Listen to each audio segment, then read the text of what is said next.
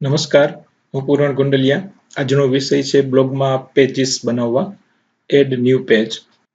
જ્યારે પણ આપ કોઈ પણ બ્લોગ કે વેબસાઇટની વિઝિટ કરો છો ત્યારે સામાન્ય રીતે આપને આ રીતે ઉપર જે મેનુ દેખાય છે એમને બ્લોગની ભાષામાં પેજીસ કહે છે. તો આ પેજીસ કેવી રીતે બનાવવા એના વિશે જોઈએ. સૌપ્રથમ જ્યારે પણ આપ બ્લોગ પર સાઇન ઇન થાવ છો ત્યારે આપને આ રીતે ઓવરવ્યૂ દેખાશે. માં ડાબી બાજુ અહીંયા ત્રીજો ઓપ્શન આપને મળશે પેજીસ. આ પેજીસ ઉપર ક્લિક કરશો. ત્યારબાદ અહીંયા ન્યૂ પેજ લખેલું છે ત્યાં ન્યૂ પેજ ઉપર ક્લિક કરો. હવે આ પેજનું અહીંયા ટાઇટલ આપ શું આપવા માંગો છો જે ડિસ્પ્લે ઉપર પેજના નામ તરીકે દેખાય તો એ અહીં ટાઇટલ અહીંયા ક્લિક કરી આપ ટાઇટલ લખો. જેમ કે હું અહીંયા એક ટાઇટલ લખું છું, માય વર્ક. તો આ રીતે ટાઇટલ લખી ત્યારબાદ પબ્લિશ આપવું. આ પેજ બની ગયું છે. આ પેજમાં જો આપ કોઈ નામમાં સુધારો કરવા માંગતા હોય તો નામમાં એના નીચે એડિટ ઓપ્શન મળશે, ડિલીટ પણ મળશે. ડિલીટ કરવા માંગતા હોય તો આ પેજ ડિલીટ પણ કરી શકો છો. એ સિવાય બીજું પેજ બનાવવા માંગતા હોય તો ફરી ન્યૂ પેજ ઉપર ક્લિક કરશો. અહીંયા હું એનું નામ લખીશ. ત્યારબાદ છેડે અહીંયા પબ્લિશ છે, પબ્લિશ ઉપર ક્લિક કરીશ. આ રીતે તમે એકથી વધુ પેજ બનાવી શકો છો. હવે આ પેજને બ્લોગ પર ડિસ્પ્લે કરવા માટે અહીંયા આપ લેઆઉટ પર ક્લિક કરશો.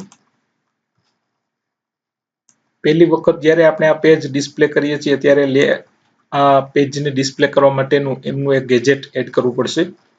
જે આપણે અહીંયા જે હેડર લખેલું છે એમની નીચે ક્રોસ કોલમ દેખાશે અને એની નીચે પ્લસ ને આઇકોન સાથે એડ અ ગેજેટ એમના ઉપર ક્લિક કરશો. એટલે બ્લોગના જે ગેજેટ્સનું લિસ્ટ છે એ આપની સામે દેખાશે. એમાંથી આપે ગેજેટ જે એડ કરવાનું છે એ છે પેજીસ.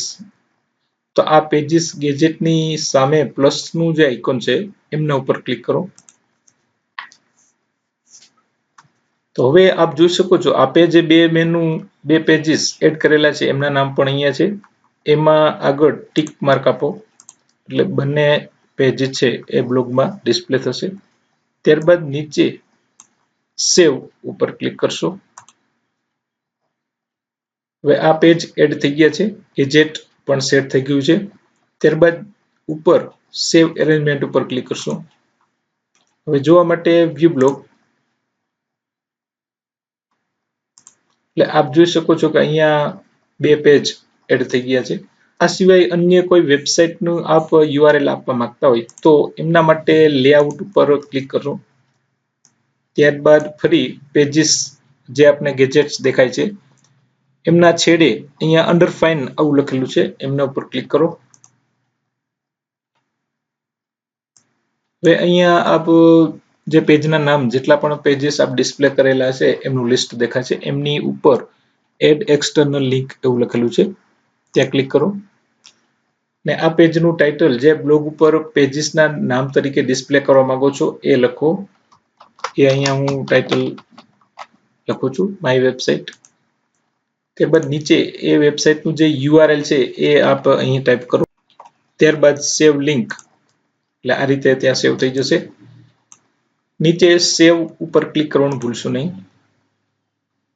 બ્લોગમાં કંઈ પણ જ્યારે પણ એડિટ કરો, ચેન્જીસ કરો ત્યારે સેવ એરેન્જમેન્ટ ભૂલશો નહીં. જોવા માટે વ્યૂ બ્લોગ એટલે આપ જોઈ શકો છો કે ત્રીજું પેજ જે URL આપણે આપેલી છે એ સેટ થઈ ગયું છે. આ રીતે આપ એકથી વધુ પેજ બનાવી શકો છો. અન્ય કોઈ વેબસાઇટની લિંક પણ એટેચ કરી શકો છો.